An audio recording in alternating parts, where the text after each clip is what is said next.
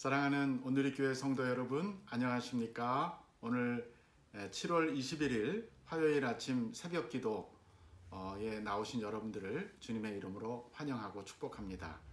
이제 우리 찬송가 322장 1절과 2절을 부르시면서 새벽 기도회를 시작하겠습니다. 여러분 생명의 삶에 보시면 찬송가 322장 1절 2절 가사가 나와 있습니다. 생명의 삶이든지 아니면 찬송가를 곁에 있으시면 같이 보시면서 부르셔도 되겠습니다. 세상에 헛된 신을 버리고 하나님 이름 높여 기리세 온 천하 백성 모두 나와서 다 같이 하나님만 섬기세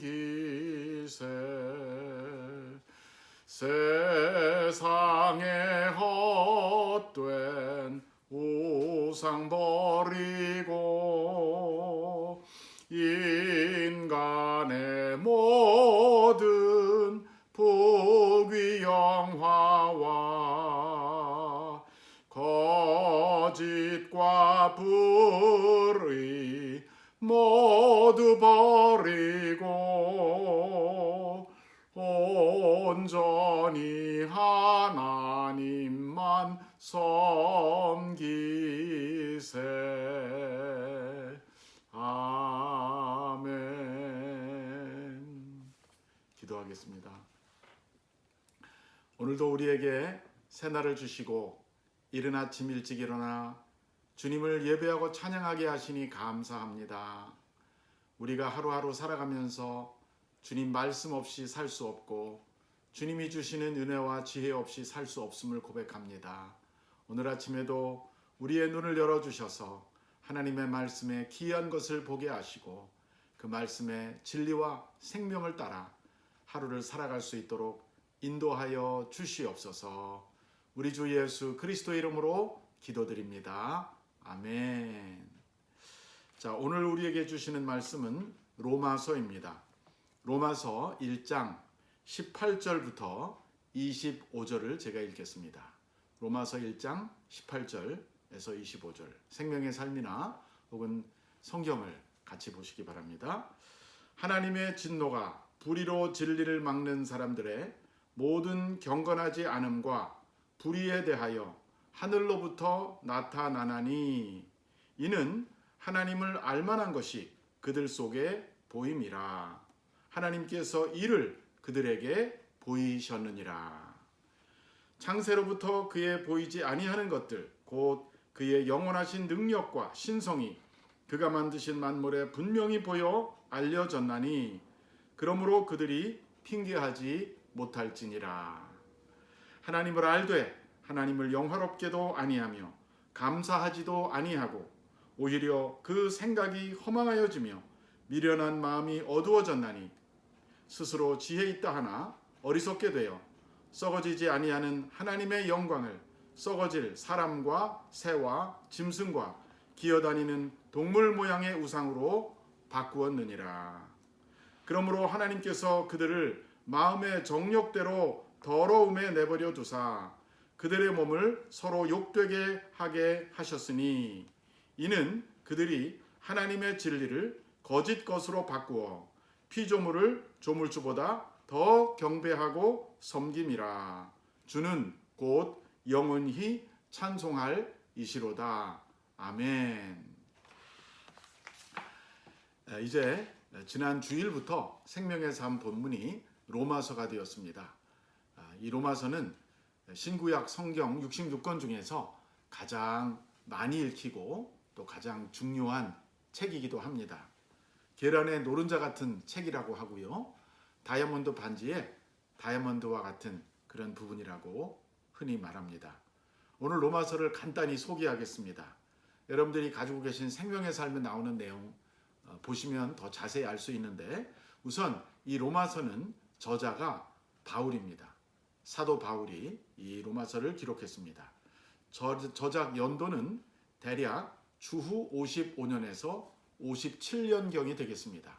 그때는 사도 바울이 3차 전도 여행을 할 무렵인데 그 3차 전도 여행이 끝나갈 무렵 고린도에서 이 편지를 썼음을 알 수 있습니다. 이 로마서를 쓴 목적은 로마에 있는 성도들에게 바른 복음을 가르쳐서 교회를 견고히 세우려고 함이었습니다. 황제의 추방 명령 때문에 흩어졌던 유대인 신자들이 로마로 귀환하게 되면서 다른 복음이 들어왔기 때문입니다. 이 로마서와 가장 가까운 신약의 책이 갈라디아서인데 갈라디아서 1장 6절과 9절에 보면 다른 복음에 대해서 사도 바울이 우려하고 있는 내용을 볼 수 있습니다. 또한 바울은 로마 교회의 유대인 성도들과 이방인 성도들 사이에 일어난 분열과 불화를 해결해야 했었습니다. 더불어 자신이 계획하고 있는 서바나 선교, 서바나는 스페인을 한자말로 부르는 말이죠. 그 당시에 땅끝이라고 여겨졌던 스페인에 가고자 하는 본인의 그 계획에 대해서 로마 교회가 관심을 가져주기를 바라서 이 편지를 썼던 것입니다. 1장부터 11장까지는 교리 부분으로서 믿음으로 말미암아 의를 얻는다 하는 내용이 주요를 이루고요. 12장에서 16장까지는 실천 부분으로서 의롭게 된 사람들이 어떻게 살아야 되는지 삶의 의무에 대해서 주로 다루고 있습니다. 오늘 우리가 읽은 18절부터 25절은 로마서의 거의 첫 부분에 해당되는 부분으로서 이방인들이 어떻게 하나님의 진노와 심판의 대상이 되는가를 다루고 있습니다. 저는 오늘 이 본문을 묵상하면서 세 가지 중요한 요점을 찾아볼 수 있었습니다. 첫째는 오늘 본문에서 우리가 알 수 있는 것은 하나님의 진노가 하늘로부터 죄 지은 사람들에게 나타난다 하는 점입니다. 바로 18절에서 우리가 찾아볼 수 있는데 18절을 한 번 더 읽어보면 하나님의 진노가 불의로 진리를 막는 사람들의 모든 경건하지 않음과 불의에 대하여 하늘로부터 나타난다라고 말하고 있습니다.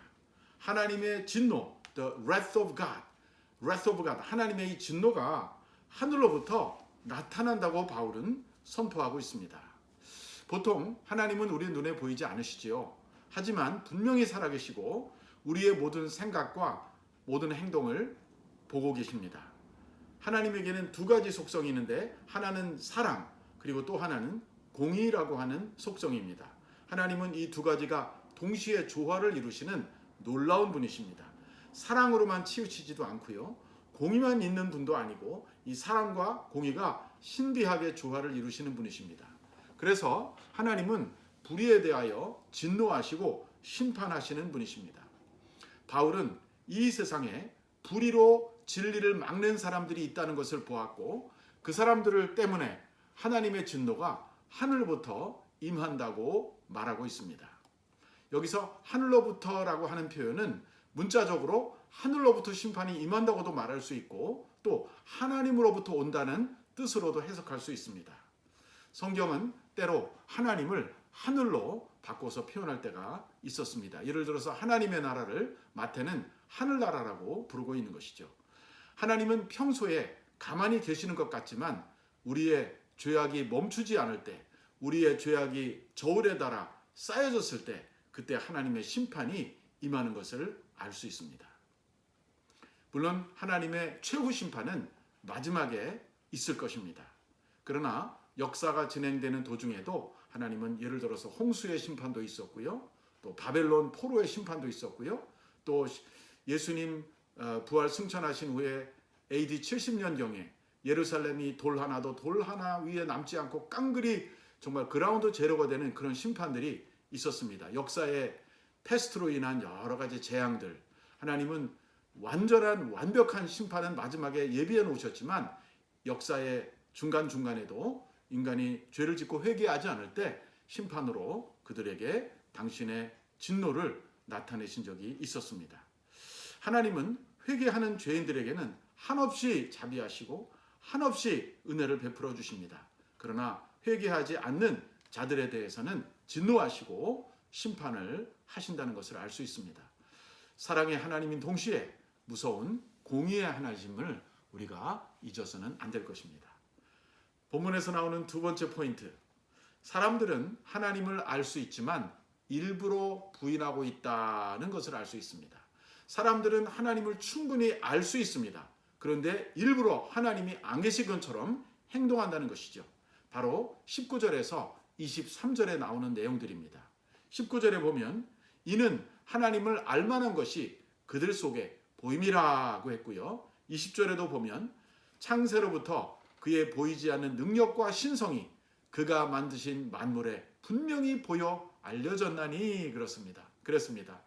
마치 바울의 글이 어제 쓰여진 것 같아요. 어쩌면 그렇게 오늘 우리가 읽어도 하나도 거부감이 없이 이해가 되는지 모르겠습니다.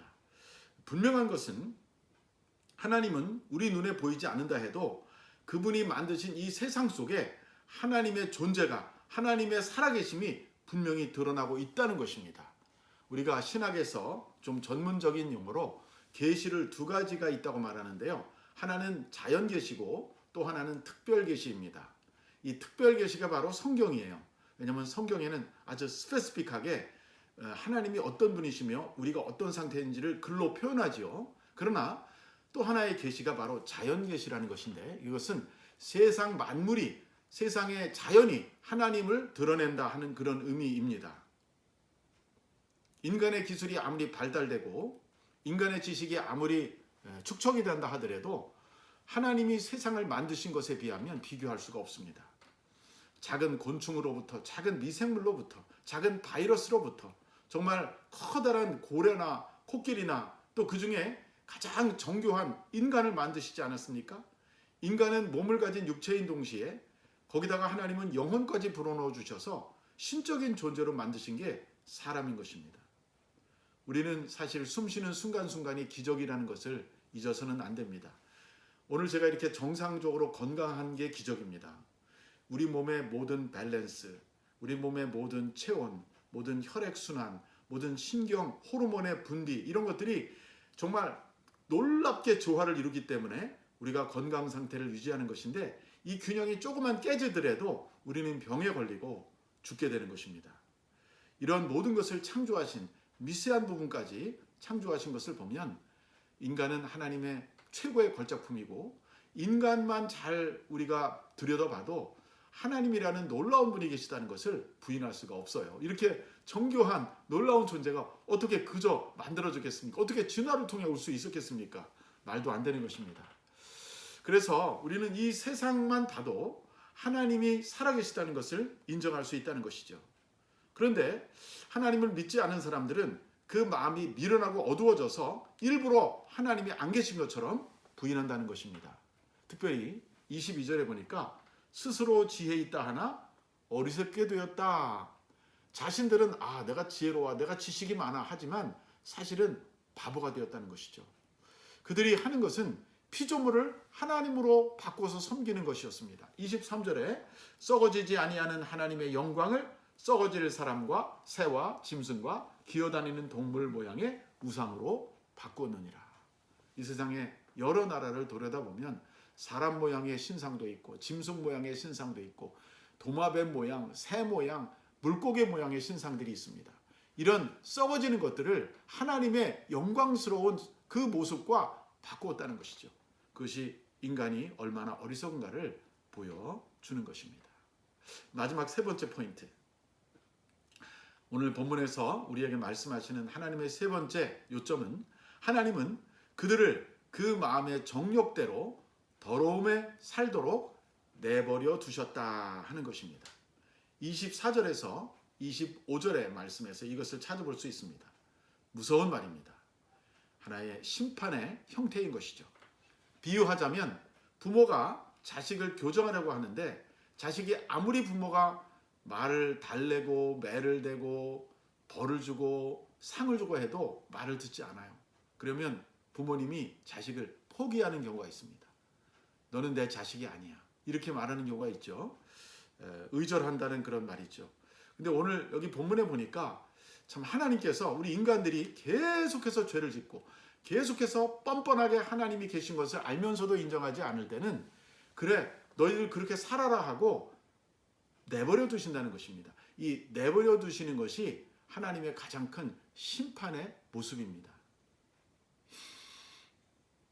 자, 그런데 문제는 사람이 이렇게 하나님이 내버려 두시게 되면 그냥 편안하고 평화롭게 사는 게 아니라 더 자기 안에 있는 죄성을 따라 산다는 것이죠. 그래서 정말 굴레가 없어진 짐승과 같이 살아가는데 여기 24절을 보니까 그러므로 하나님께서 그들을 마음의 정욕대로 더러움에 내버려 두사 그들의 몸을 서로 욕되게 했다 그랬습니다.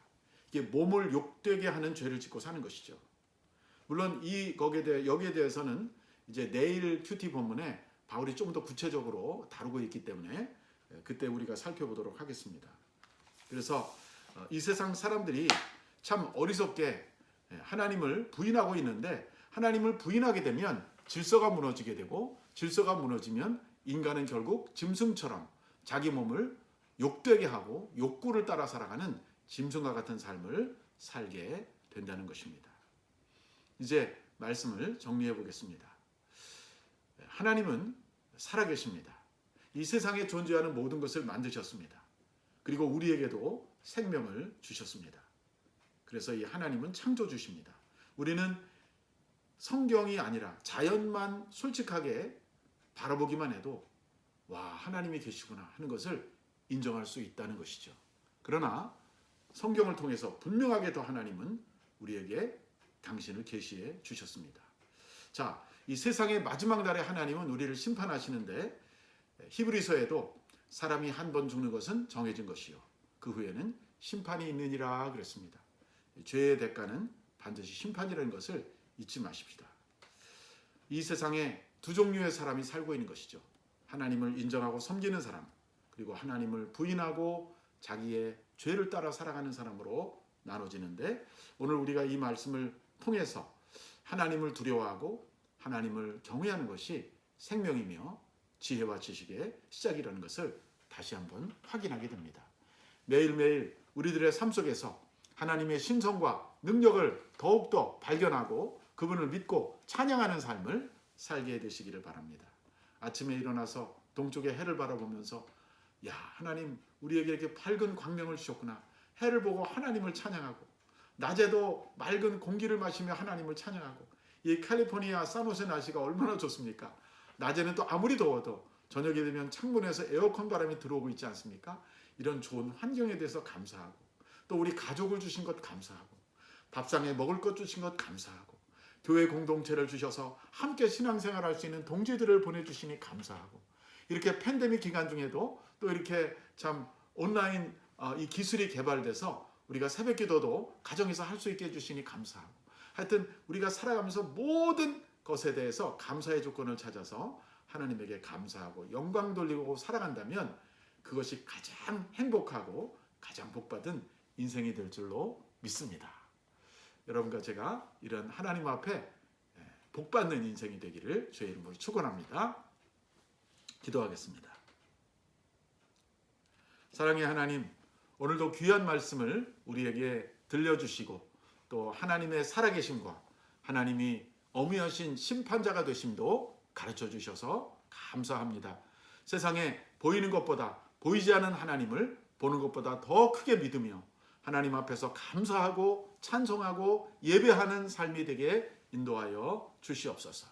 하루하루 살아갈 때 코로나 팬데믹으로 우리의 삶이 위축되고 단절되고 격리되어 있지만 하나님께 더 가까이 나가는 영적인 축복의 시간으로 전화위복의 영적인 전화위복의 시간들로 바꾸어 주시옵소서. 오늘 하루를 살 때도 이른 아침부터 저녁까지 주님을 바라보고 주님을 찬양하며 감사하며 살아가는 복된 하루가 되게 하옵소서. 예수 그리스도의 이름으로 기도합니다. 아멘. 이렇게 화요일 아침 새벽기도 나오신 여러분 정말 사랑하고 축복합니다. 오늘도 주 안에서 승리하시고 복된 하루 되시기를 바랍니다. 안녕히 계십시오.